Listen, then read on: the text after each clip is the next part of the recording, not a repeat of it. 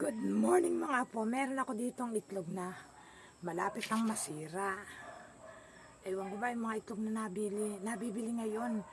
Ang bilis nilang masira ngayon. Para hindi masayang, pwede itong pataba sa halaman. Alam nyo kung anong gagawin nyo mga po? Ganere. Basagin at isama sa tubig. Pwede sa, itong dalawang itlog na to, pwede na sa kalahating timbang tubig eh. Pero dito basang-basa. Pero itong nasa mga tabihan itong halaman ko, hindi ito nababasa kasi hindi na ano ng tubig. Pag malakas lang, ay bibilihin ko yung mga naroon kasi tuyo na. Uy, merong extra sa taas. Tingnan yung mga apo, oh. May extra. Oh. Aba, hindi makita. Hi! Say hello! Nasaan ka ba? Ayun. Kita ba mga apo? Ayun, oh, may nanonood pala kay Lola. Hello, Muningning! Hello! Hi! Mag-hi ka sa mga tao, ha? Ang ginagawa mo dyan? Ha? Oh, pabayaan na natin siya. Nanonood sa Lola. May tagahanga na ako ngayon. Babasagin natin itong itlog para maging pataba sa halaman. Para hindi masayang mga po kasi hindi na pwedeng kainin ng tao. Pwede ito sa halaman. Ay maganda pa. Oo, kala ko pangit na kasi maraming sinasauli pangit na yun. Ayan, hindi ko na binenta. Pero okay na yan, narito na eh. Pwede yan sa orchids, idilig nyo.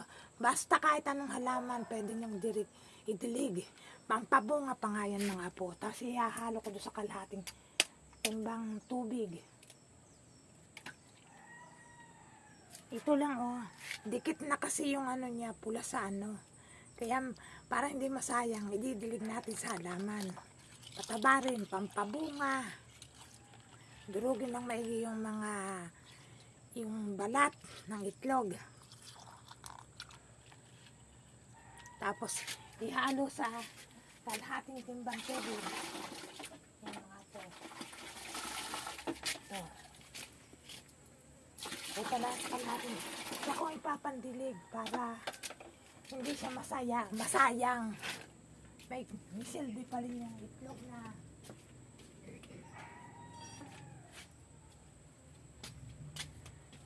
kasi kaysa itapon, yan ang gawin ng mga po. Idilig mo sa orchids, sa halaman. Tataba yung halaman nyo. Saka pwedeng mamunga. Yan. Bigyan natin si Patola. Kasi gumaganda na naman si Patola ko.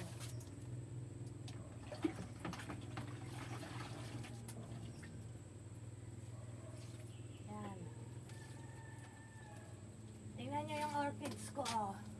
May bulaklak na po. Nakita niyo ba ang orchids ko? Hindi ko naman yung ginagamitan ng fertilizer na pataba eh. Ayan oh, ayan siya. Ayan, si orchids ko. Ano lang. Tapos ang daming bunga ng aking passion fruit, oh. Dikit-dikit na naman mga po. Diyan lang sa bahaging yan, ha. Dikit-dikit na hanggang doon sa sulok may bunga yan. Oh. Tapos, meron pa dito. Ayan. Ayun pa. Oh, mga apo. Ayan, oh. Ayan. Ayan pa, oh. Ayan, oh. Tingnan nyo, sanib-sanib ang bunga. Parang ang palaya ko noon. Oh, ang dami rin bunga. Ayan, oh, ang dami nila, oh. Mga apo, oh. Oh. Diba? Ang daming bunga. Tapos ang ampalaya ko namumunga na rin. Ayan, oh.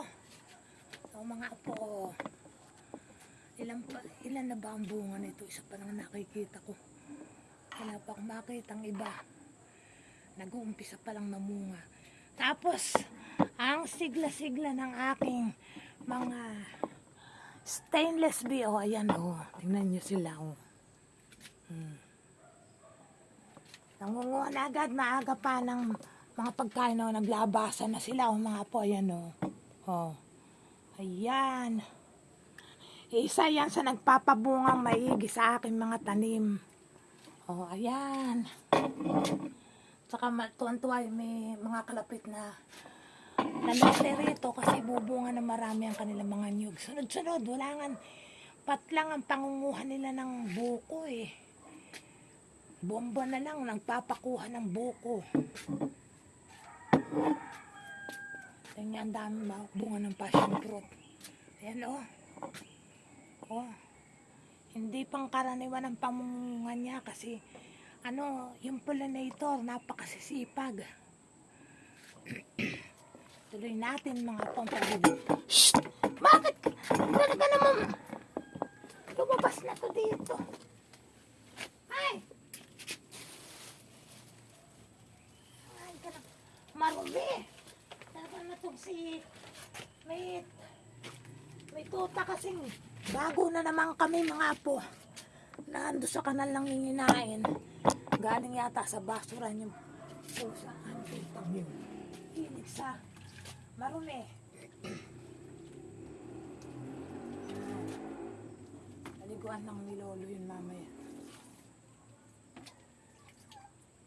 Tumigil ka dyan, rek-rek!